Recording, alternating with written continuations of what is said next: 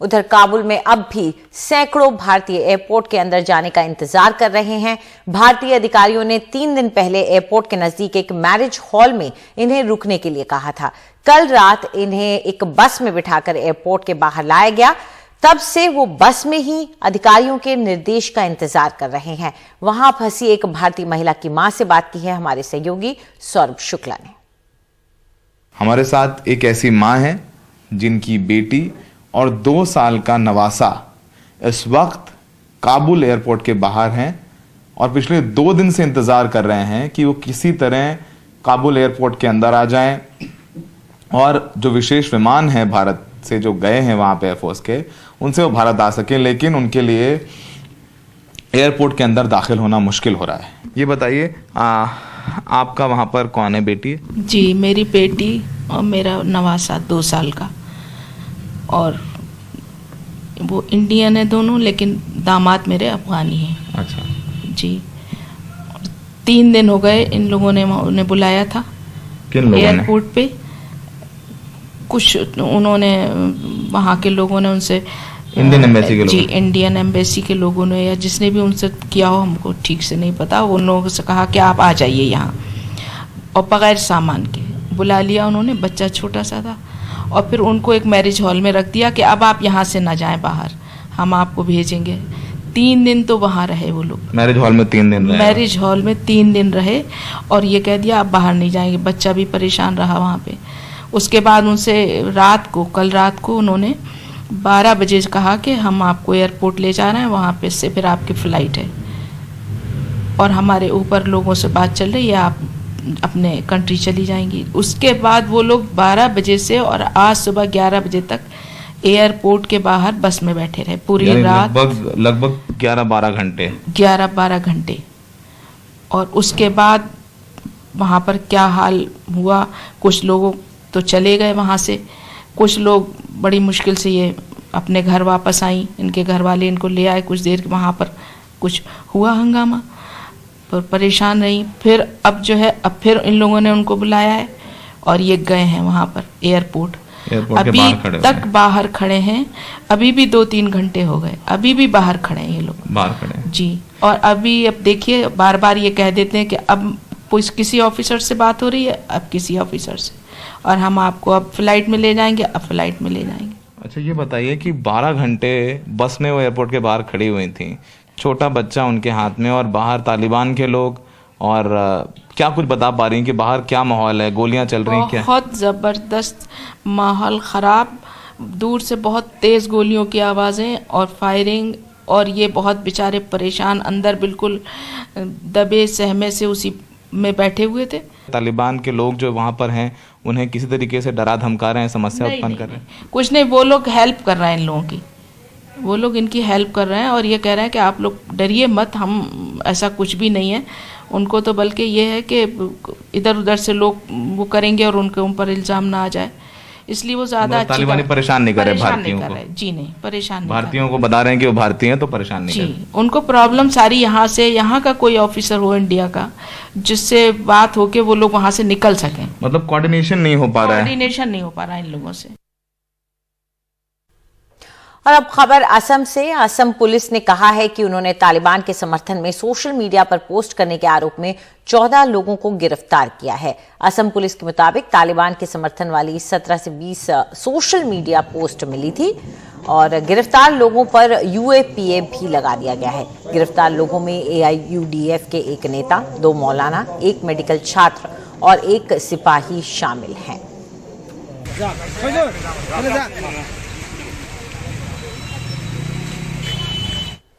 खबर राजस्थान से, जहां केंद्रीय मंत्री भूपेंद्र यादव के नेतृत्व में बीजेपी की जन आशीर्वाद यात्रा शुरू हो गई है।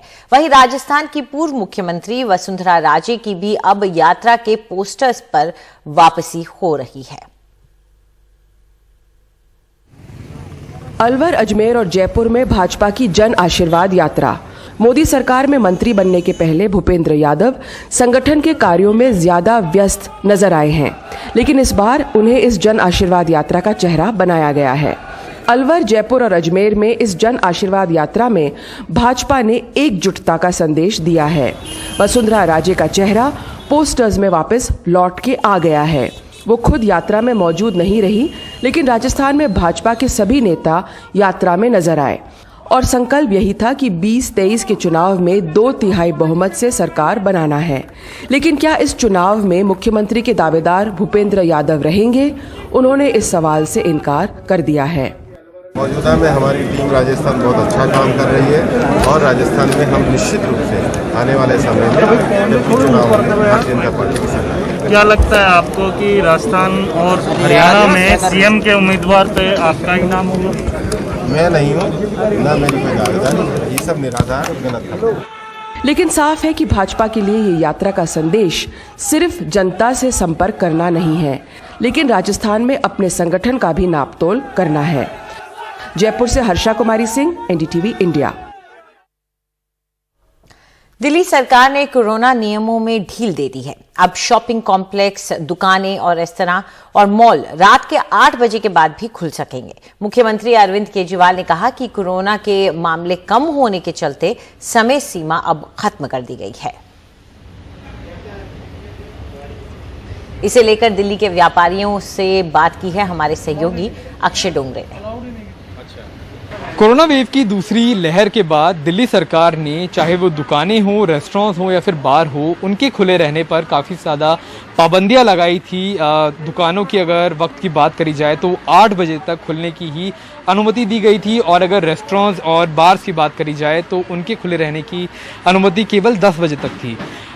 जब से स्थिति कोरोना की बेहतर हुई है राजधानी में, उसके बाद दिल्ली सरकार ने कुछ छूट दुकानदारों को दी है और आने वाले सोमवार से दुकानें जो है वो 8 बजे के बाद भी खुल सकती है और जो रेस्टोरेंट्स है, बार्स है, उनके खुले रहने की जो अनुमति है वो 10 बजे के बाद भी रहेगी। इससे जाहिर तौर पर इसे एक तरह से पॉजिटिव स्टेप के तौर पे देखा जा रहा है। जो दुकानदार 8 बजे अपनी दुकान बंद करने के लिए मजबूर हो जाते थे, उनके लिए ये एक फ़ायदे की चीज़ है। इस वक्त हम बसंत कुंज में मौजूद है और दुकानदारों से बात कर रहे हैं, समझने की कोशिश कर रहे हैं कि किस तरह से उनके व्यापार के ऊपर इससे फ़र्क पड़ेगा और कितना ज़्यादा असर कस्टमर्स के लिए बढ़ेगा। सर, एक चीज़ मैं आपसे जानना चाहता हूँ, अभी हम बात भी हमने की, अगर 8 बजे की जगह उस टाइम को बढ़ा दिया जाए तो कितना आपके बिजनेस के ऊपर इम्पैक्ट पड़ेगा?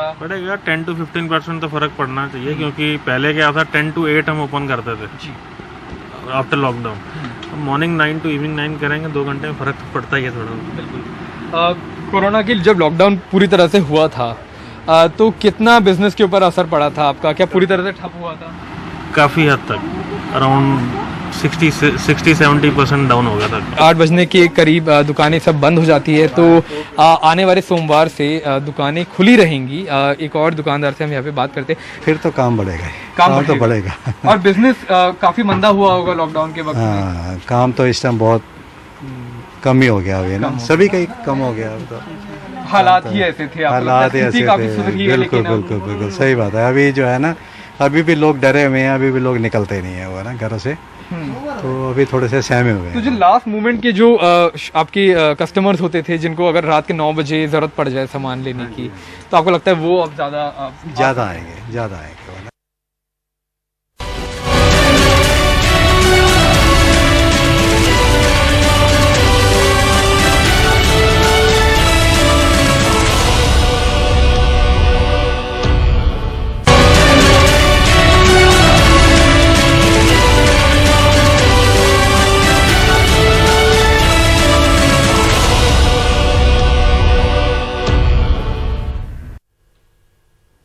दिल्ली एनसीआर में कल रात से हो रही बारिश के चलते कई इलाकों में पानी भर गया। नालों की सफाई पर करोड़ों रुपए खर्च करने के बावजूद कई इलाके पानी पानी हो गए। दिल्ली में यूथ कांग्रेस के दफ्तर, रेलवे प्लेटफॉर्म और कई वीवीआईपी इलाकों में जल भराव हुआ। रविशंजन शुक्ला की ये रिपोर्ट। दिल्ली एनसीआर में बारिश और जलभराव की ये अलग अलग जगहों की तस्वीरें हैं।